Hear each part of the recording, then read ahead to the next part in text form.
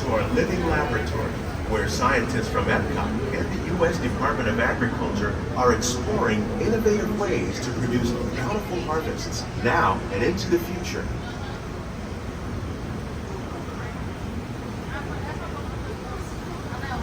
The tropics are home to the greatest diversity of plants on the planet.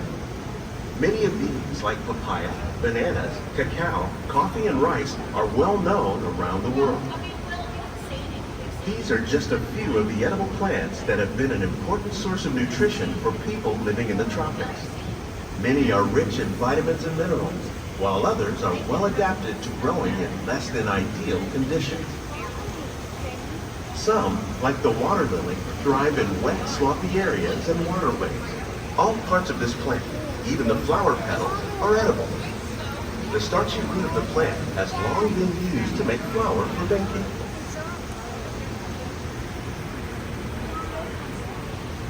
One day, many of these lesser-known tropical plants may be as important as the bananas growing on both sides of the boat. More than 28 million tons of bananas are eaten annually, making it the most popular fruit in the world.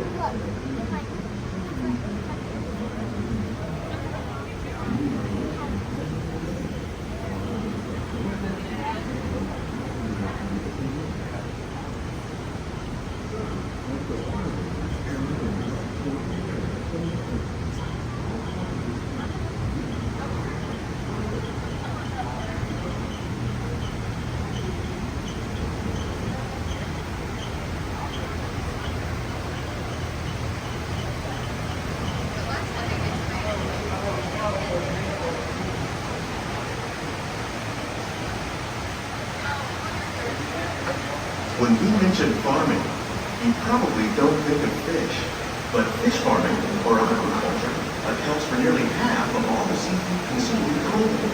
Tilapia, bass, and catfish, like the ones you see here, are three of the more popular crops raised by fish farmers.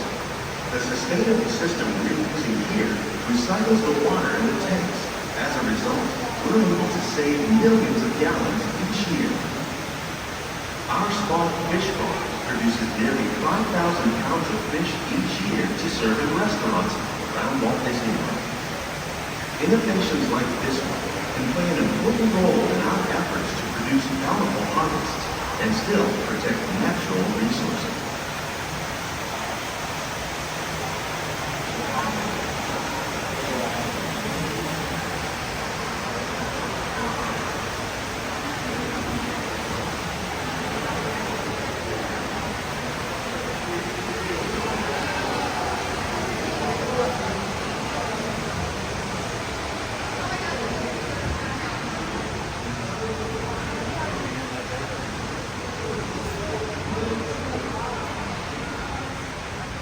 While there are more than 50,000 edible plant species in the world, most of us are only familiar with the handful that make up our everyday diet.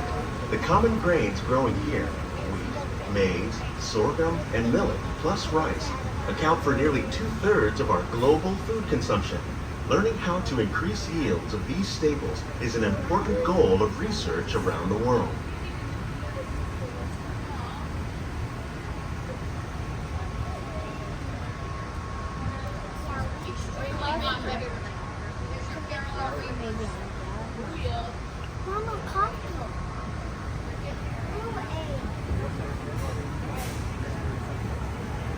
These plants are definitely on their way up.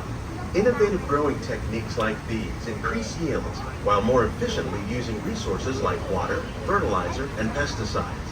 Another innovation at work here is our integrated pest management program. By populating our greenhouses with beneficial insects that prey on harmful pests like aphids and flies, we are significantly reducing our reliance on conventional pesticides. We're growing these crops using our nutrient film system. This technique precisely controls and recycles water and nutrients. With it, we can produce over 27,000 heads of lettuce a year in this one small area.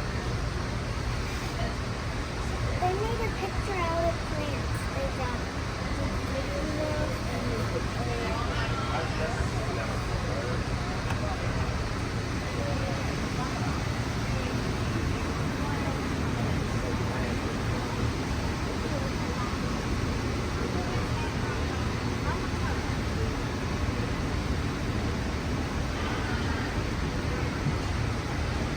Some of our best ideas have been inspired by nature, like these fruit and vegetable trees. By growing these ground plants vertically, we can increase yields and better control diseases. These crops taste as good as they look. In fact, we serve more than 15 tons of produce from our greenhouses in restaurants here at the land every year.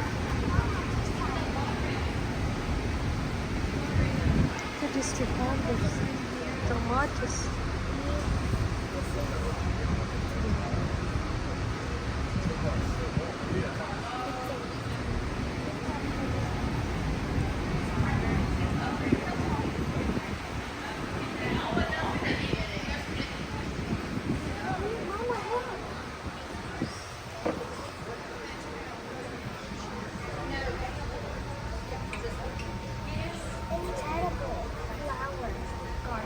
The future of agriculture may include innovative ideas like this vertical growing system. Plants grown in this way use a fraction of the space required by traditional growing methods. That saves water and increases production. The aquaponics system on your left combines hydroponics with aquaculture.